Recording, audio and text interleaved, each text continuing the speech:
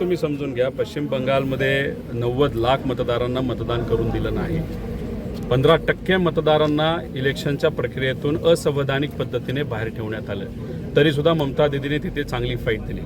15 वर्ष ममता दीदी तिथे सत्तेत आहेत. DMK आपण जर तामिळनाडू मध्ये बघितलं तर 10 वर्ष ते सत्तेत आहेत. केरळामध्ये आपण बघितलं लेफ्ट हे करीबन 15-1 वर्ष सत्तेत आहेत.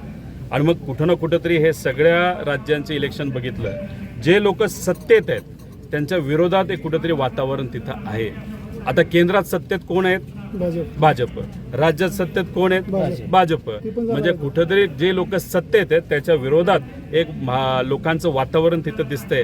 ठीक आहे, आता त्यांना जल्लोष करू द्या, पण महाराष्ट्राची लोक आणि देशाची लोक येणाऱ्या इलेक्शनमध्ये नक्कीच योग्य असा निर्णय त्या ठिकाणी देतील.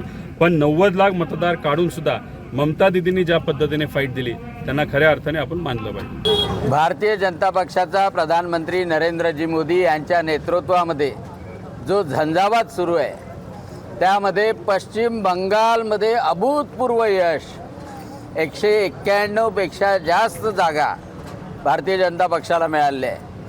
आसाममध्ये तर रेकॉर्ड तोडलेला आहे आणि पुद्दुचेरीसुद्धा कायम ठेवलेली आहे.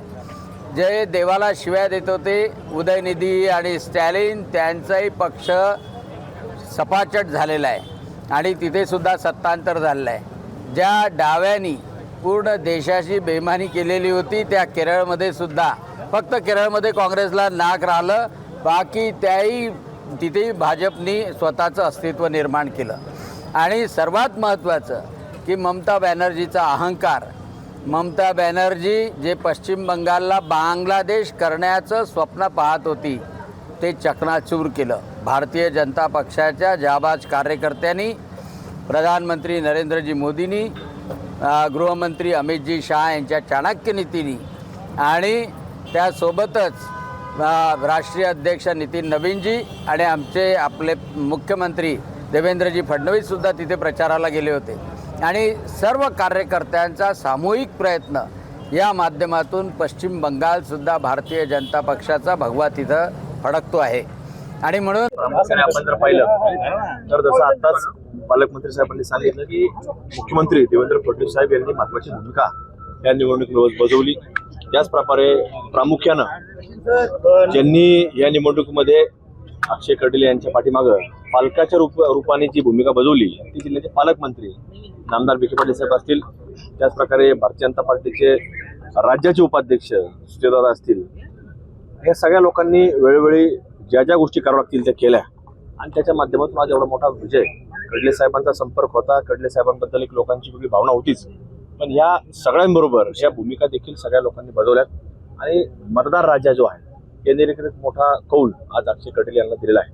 तेव्हा आम्ही सगळ्यांच्याच या ठिकाणी आभार व्यक्त करतो.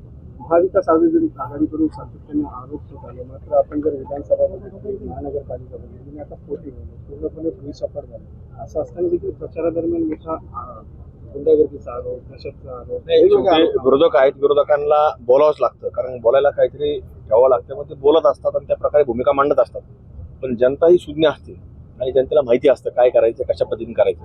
मग खडले साहेबांचं काम असेल, राज्याच्या सर्व नेते मंडळी असतील, जिल्ह्याचे सगळे नेते मंडळी असतील, यांनी सर्वांनी ताकद, मतदार राजा सुद्धा असेल यांनी ताकद अक्षय खडले यांच्या पाठीमागे उभा केली. 223 राहुरी विधानसभा विजय पाहायला मिळाला.